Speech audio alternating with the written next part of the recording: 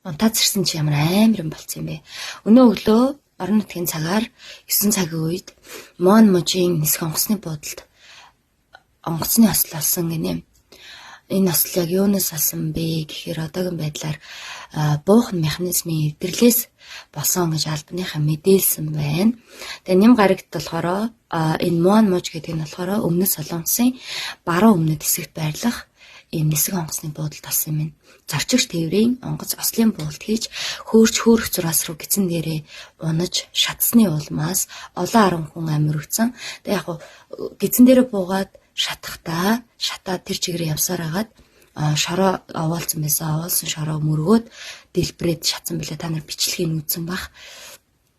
Орон нутгийн гал унтраах албаны мэдээлснээр одоогийн байдлаар 85 хүн амиа алдсан. Онгоцны багийн гишүүд болох 2 хүнийг ослын газраас 9 минут гаргасан. Тэгээд дээрэс нь цаашаад одоо амьд үлдсэн хүмүүсийг олох найдварч гисэн маш бага байгааг анхааруулсан. Энэ онгоц нь болохоор Бангкокоос ирсэн Jeju Air компани 7C2216 дугаартай онгоц нийт 175 зорчигч багийн 6 гишүүнтэй явж исэн байна.